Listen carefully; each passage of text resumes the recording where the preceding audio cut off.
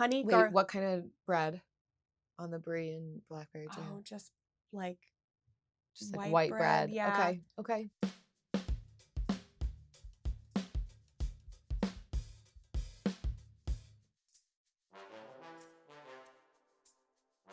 Welcome to the Sunday Reset. I'm Jen. And I'm Jill. And today we're talking about what we spend on, some easy meal recipes for your meal prep, and we're answering a listener question about how teachers can make more money without side hustles. Let's start with our weekly money move. So last week we shared a new series that we started called Weekly Money Move over on Instagram, where we share a tip every single money, a weekly money move to help you organize and optimize your finances. So whether you feel like you're optimized or you're just starting out, this money move is going to be for you to either get organized, stay organized, or optimize. And this week's money move is to do a 90-day transaction inventory. And we did them ourselves recently. So we're going to talk about them. But if you want to know how to do a 90-day transaction inventory, head on over to our Instagram account at Weekly Money Move. If you'd prefer to have it just in your inbox, sign up for our friend letter at the link in the description below, and you'll get it in your email every single Monday. So let's talk about our 90-day transaction inventory. So we used the template that we made, and you can get a copy of the 90-day transaction inventory template. Head to the link in the description, and it gives you just a spreadsheet, and there's also a walkthrough video where I walk through my own transaction inventory to show you what you're looking for. So when I did mine, I actually did mine in Monarch, and I also transferred it to the spreadsheet. But if you have a budgeting app that you love, everything's probably already in there, so you don't necessarily need a spreadsheet. So for me, everything was in Monarch, and we'll link to Monarch. I think you get a 30-day free trial using the link in the description. But what I saw was a lot, well, not as much takeout as I had initially expected. What I saw was a lot of extra trips to the grocery store, which was really shocking for me because I am a very consistent meal planner and I grocery shop online. Yeah. So I have the Walmart app, I grocery shop there and just pick up. So I don't typically enter a grocery store. So when I was seeing extra grocery purchases, and some of them were for we go to a natural food market to get this immunity like boosting liquid, just extra things like at the natural food mart, or picking up dinner at Publix because it's less expensive than takeout, but ended up bringing other things into the house. So that was super eye-opening for me when I did mine. Did it lead you to want to make any shifts in your purchases? Like after observing yourself and what you were purchasing on over the last 90 days, did you have any kind of takeaways? Yeah. So what I shifted a little was when going to Costco, I bought a few extra like pre-made things to keep in the freezer. So that way I could avoid getting like subs or some, pre-cooked chicken, like rotisseries. I could avoid getting that at Publix so that I wouldn't leave with extras. So like normally I would avoid getting the like the Kevin's, I don't know if you've ever, like Kevin's has like things with meat like chicken or beef and it's already pre-seasoned. It's all good to go. You just heat and go and then add whatever veggies you want sort of thing. So I would avoid doing those because they're kind of expensive. But if doing that keeps me out of the grocery store and then I don't have the opportunity to spend that extra like impulse spending.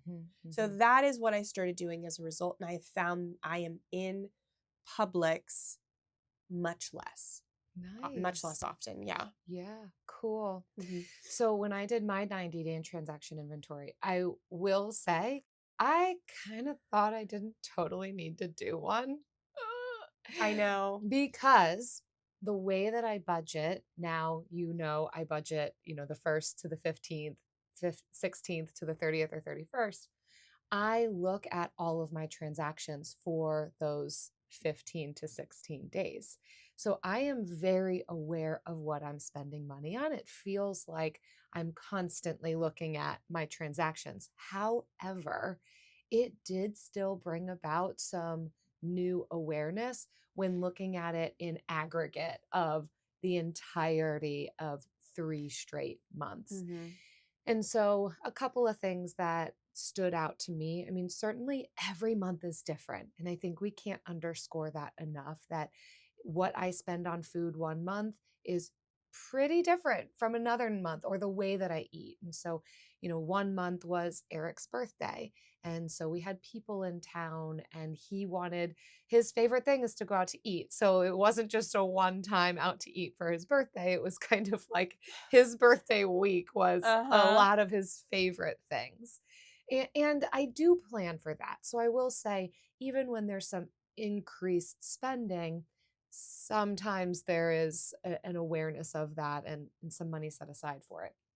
I also noticed that I tend to hardly spend any money at all throughout the weekdays, and then the weekends, we just go a little ham. And I think it's because we feel like we're cooped up or something, or, we're just kind of in the zone during the work week. And then by the weekend, things feel busy or unpredictable. And so we find ourselves eating out a bit more. So it's always food related, but I think I noticed a few more patterns in myself than maybe what I would have noticed if I was only looking at it 2 weeks at a time.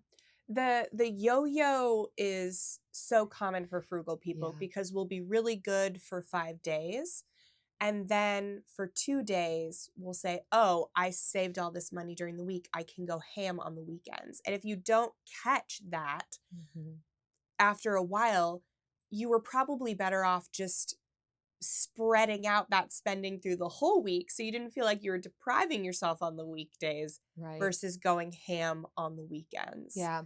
A couple of things, though, that we did shift out of that, because we do still really like to go out to eat. I like to have a break. And even if you're only going out or getting some sort of food that you didn't cook 3 or 4 times a week, that can still really add up.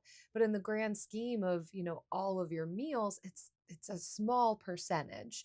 And so we have kind of gotten away from not ordering drinks out or splitting over the year, and kind of honing that back in. So we're not necessarily saying we can't go out at all on the weekends, but let's be a little bit more mindful about the food that we're getting. And so Eric and I can often split. I know that that's not the case for a lot of people, but we tend to want to optimize our food order so that we know it's going to be a big portion and it's enough for the two of us. And then also not getting drinks out when we're out at restaurants. And that has really helped to make it much more cost effective. Yeah. Personally, I like getting drinks out at restaurants. I'd rather do that than keep a lot of liquor in the house. Yeah. So that's my little treat when I go out. But I'll go to a less expensive restaurant in order to get those drinks. Yeah. All right. So again, if you want to stay up to date on all the weekly money moves, then definitely subscribe to the friend letter, frugalfriendspodcast.com/friend letter, and follow Weekly Money Move on Instagram. And you're going to get every money move every Monday in video format. And they're very fun videos. So I am excited for you to see them all. We get to try out our little acting skills in some of them. I know. I could have been a star. Could have been. Let's do our meal plans. Yes. Okay. So I had a really good cooking week this week. Love to hear it. Okay. So I started out, I got some brie. And so I started with this, I wanted to do an elevated grilled cheese. Yum. So brie and blackberry jam grilled cheese from Eating Well. So good. Kind of inspired by the blueberry goat cheese log at Aldi. Yeah. I think it's a Trader Joe's too. Might be one of, I don't know. Probably. But if you see it, get it for a party. So good. It's a crowd pleaser. But that was great. And then Wait, what kind of bread on the brie and blackberry jam? Oh, just like white bread. Yeah. Okay. I would have preferred sourdough. Yeah. But I didn't have any sourdough. Because I still have to give you my starter, Yeah. huh? Are you ready for it? You just got a puppy. I don't know if you can take on sourdough. I don't know if I can take on another thing that requires my energy. Yeah. But this was really good. I think hot sandwiches are a good go-to. Like, they are very easy. Yeah. They feel elevated. Hot does feel like, okay, this is a dinner. Yes. Now, it is still a sandwich, but if it's hot, it's dinner. Right. So that was a really easy, good one. Good. I also did a like chicken thigh, like sheet pan dinner. Cool. That was just like some veggies and chicken thighs. And so I put this recipe for honey garlic chicken thighs with carrots and broccoli from Eating Well. And it's kind of a take on what I did. I used a bag of mixed carrots, broccoli, and cauliflower frozen. Yeah. So that's what I used. And then I kind of did my own, like I just had a seasoning mix, like pre-made. It's always, these seasoning mixes look so good. So you buy them and then you keep them forever. You always forget to use them. Yeah. So that's really what I did. I just kind of once a week, I try to use one of these seasoning mixes and, just to get rid of it, but also because it's good. Yeah. You know, like you get it and you forget how good it is. Adds variety too. Yes. So that was, I also use boneless, skinless chicken thighs. Okay. Always. Even I will avoid recipes that call for bone in, just because I don't like the bones. I was just going to say, I don't cook with chicken thighs a lot, but I would like to. They're delicious. Oh, they're so forgiving. They are. You can overcook them in the oven and they are still tender. Yeah, but I will say, I know that when it's bone in, the flavor is very good. I don't know.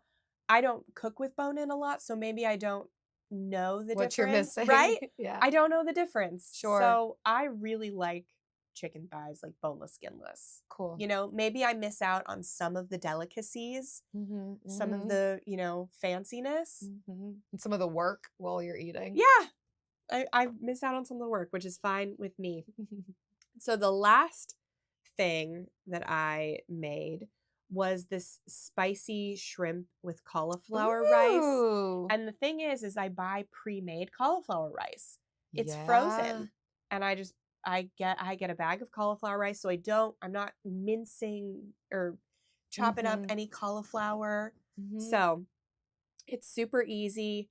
And this is a Cajun seasoning. Again, I have a pre-made Cajun seasoning. You could make your own, but I just it calls for a pre-made one. Yeah. So super easy. I buy, it calls for raw shrimp, but I just bought cooked. You could do either, but that was just like what was available to me. Yeah. And it cuts down cooking time then, right? Peeled and cooked. Deveined, peeled, cooked. Yeah. You could even spend a little extra to get the tail off. I don't do that, but I go as far as I can, as far as I'm comfortable with. To save yourself But work. yeah, like a little Cajun Creole cauliflower rice and shrimp dish. These all sound so good and I want to try them. And then the bummer of that is that for next week's Sunday reset, my recipes would just be your recipes all over again. It's only 3 though. We'll figure so it you out. could That's try true. 1 or 2. That's true. Okay, so for me this past week, it was another lazy week. Not gonna lie. Never gonna lie to you, people. I felt like You're these were are my lazy week like go-tos. Yeah. Sheet pan dinner and hot sandwich. Yeah. We've still got guests. We're still doing renovation projects on our house. So here we go. avocado toast with a fried egg on top is really good. So you all know that I am still in my sourdough era. So I usually have sourdough bread on hand. I'll usually make 2 loaves at a time, slice up one and put that in the freezer. So I've usually got bread for like 2 weeks about before I need to do the whole cycle all over again. So this is on homemade sourdough. And then I just, with the avocado, do a mash of fresh lime juice and salt, and then do the fried egg on top. This is a go-to for me for either lunch or dinner. This past week, this was a lunch item. Super yummy. Then I also did a breakfast casserole. I think you've heard me on here before with my breakfast casseroles, but here's another recipe for you. I just think that they're so easy to be able to batch prepare, like make a big old 9 by 13, freeze half of it in individual slices so that they're super easy to kind of defrost, either throw in the microwave or the toaster oven. And again, that's breakfast, lunch, or dinner for me. But I will often do breakfast casserole for lunch or dinner. I think it works Yeah. for all of it. And then finally, Greek chicken bowls. I love a good bowl. I love just dumping things over rice or quinoa or lettuce. I made this last week. I don't know if I talked about it last week. Oh, a you Greek might chicken bowl. have. I don't know. Maybe I don't know, but I did. It is one of the things You had I made one. Okay. Yeah. Yeah. These might be different recipes. This one, I believe, has you marinating the chicken for just a smidge of time, not long. That's always a difficult thing for me if I find a good recipe and it's like I get halfway into it and then they're like, and marinate it overnight. Like, well, I want to eat in 30 minutes though. Yeah. I This think one is marinating is one overrated. where you can marinate it for like 15, 20 minutes while you're prepping the other items. So that works. And that's what we ate. And it was yummy. Okay. All right. Let's get into our listener question. This one is from Jess. How can someone increase their income in a profession that's not negotiable, i.e., teaching? But I think this could also apply to other industries that have set salaries per like position, years worked. Like there's just no negotiation. It's raises across the board, not based on merit. Yeah. So we'll speak specifically to teaching, but I think the principles will apply across the board. The way that we see it is you've got 2 options, either work more or work differently.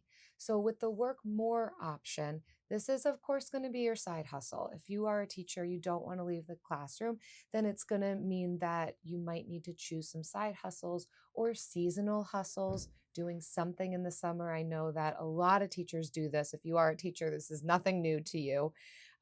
Or work differently. And this is where we can consider what skill sets do you have that could potentially transfer to another job. And so we're talking about thinking about leaving the classroom in order to be able to make more money.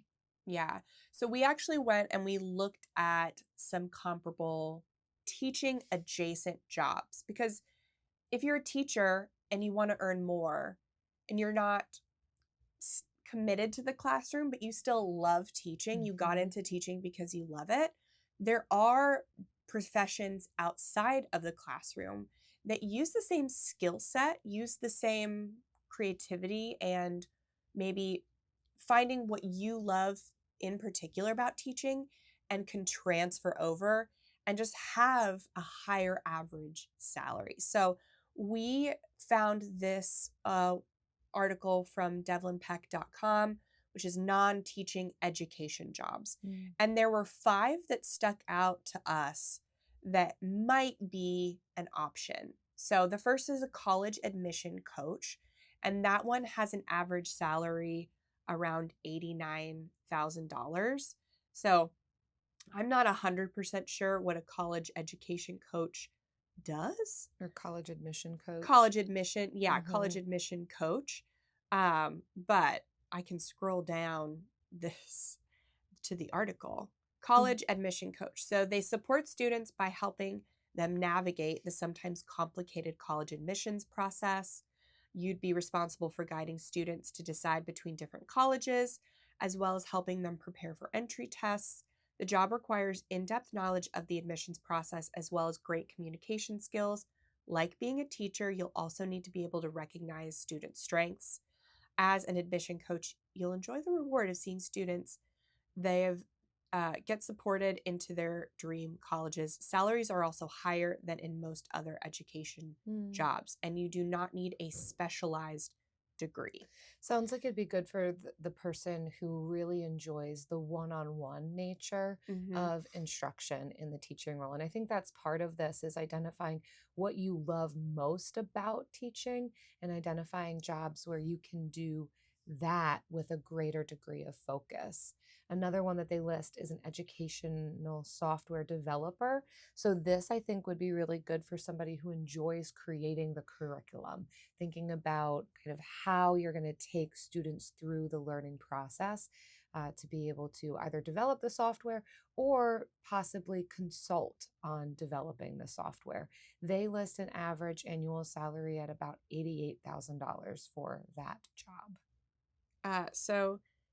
And it's having a interest in technology too. So creating software, apps, other learning platforms, digital tools, not necessarily making your own company unless that's what you want to do, but you can work for educational startups doing that. And you'll be very attractive to them by having both experience in technology and experience in the classroom. Yeah.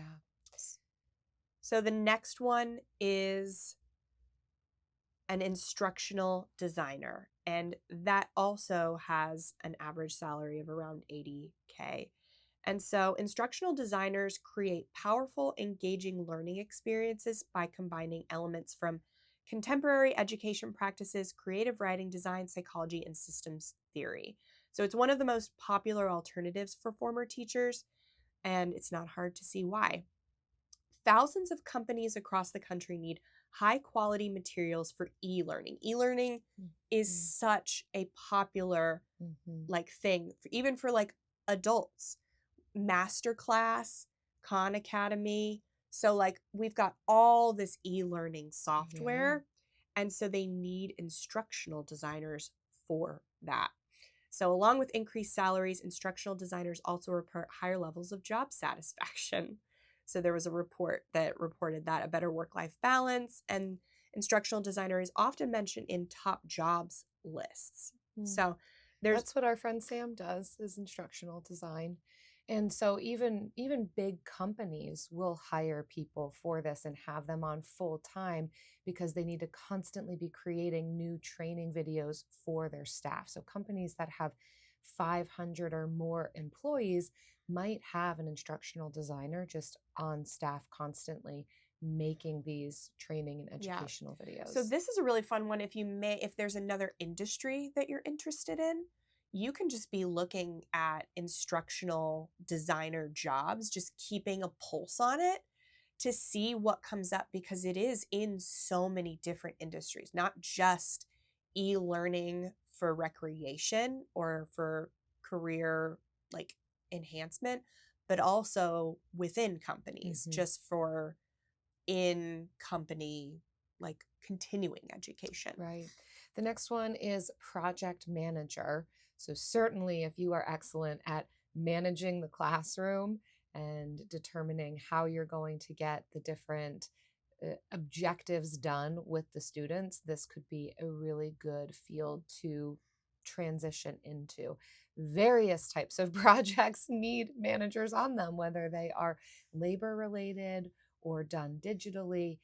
The projects need to be managed, and there needs to be a good workflow through the projects. And so a lot of times that's a skill set that teachers have. They list that project managers on average can earn about $79,000 a year. Yeah. And so there's no advanced degree needed, but there is a project management certification that is something you would want to work on while you're still in the classroom, maybe over a summer. Start diving into that. And you'll have to get acquainted with project management methods such as Scrum and Agile. But these are peripheral things you can learn and be preparing for while you're still teaching to prepare yourself to get a job. And then the last one is curriculum writer, editor, or sales. And that comes with an average salary of about $75,000.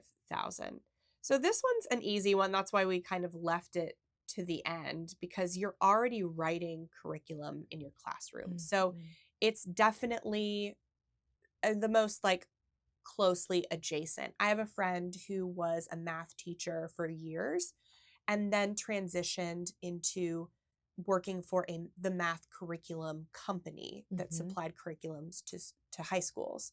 Yeah. And so he would go around into all these schools, and he loved it because he really loved math. That was what he really loved. And so if the subject is something that you are more passionate about than actually being in the classroom, then this could be really good for you. The average salary is about $60,000 for a curriculum designer, but you could also do editing and sales for the curriculum. Sales for the curriculum will have a higher salary. So if you're going into schools and trying to sell them on new curriculum or new softwares or something, that could be pretty lucrative, especially if there's something in your classroom you're already really passionate about and you want to create relationships with the creators of that. So much of this is going to involve making relationships with people who are already doing this stuff. Or if there's certain companies that you want to be at, making relationships with people at the companies. So there are a lot of options to earn more as a teacher. You just have to decide whether you want to be a teacher in the classroom or outside of a traditional classroom. So ultimately, I think it really is about choosing what it is that you want to do next and begin building incentives for these companies to be hiring you. I know for a lot of teachers, they want to or are incentivized to get a master's degree. I think that that's kind of the pathway for a lot of people. And so if you want to then think about what could that master's degree be in that could also help set you up for one of these industries. For instance, I know that you can get a master's degree in instructional design, for instance. So that could, if this sounds of interest to you, certainly find people who do this, look into it, make sure it's something that you would enjoy. But that's one of the ways that you can become a really appealing hire down the road, because a lot of these shifts are not going to happen overnight, but we can start going to conferences. We can start meeting people digitally, either through LinkedIn or even just on Facebook, who are already doing these types of jobs, learning from them, learning the skill sets, certifications that you might need to be able to position yourself well to maybe making this transition while still maintaining some of the best parts of teaching that you love. Yeah. And we obviously left out some obvious answers like get into school administration, become a principal. But most of the time I hear this question asked, it's because the teacher already knows that they do not want to be an assistant principal or a principal. And so that's why they're asking this. So yes, those are options too. And so we're going to link a episode that we did with Mandy Woodruff Santos. She taught us all about networking and getting your foot in the door so that you can get job opportunities that aren't available to everyone, or get a foot in the door, a foot in the side door where everybody's cramming to get through the front door. So we're going to link that right up there. So check out that episode and we'll see you next week. Bye.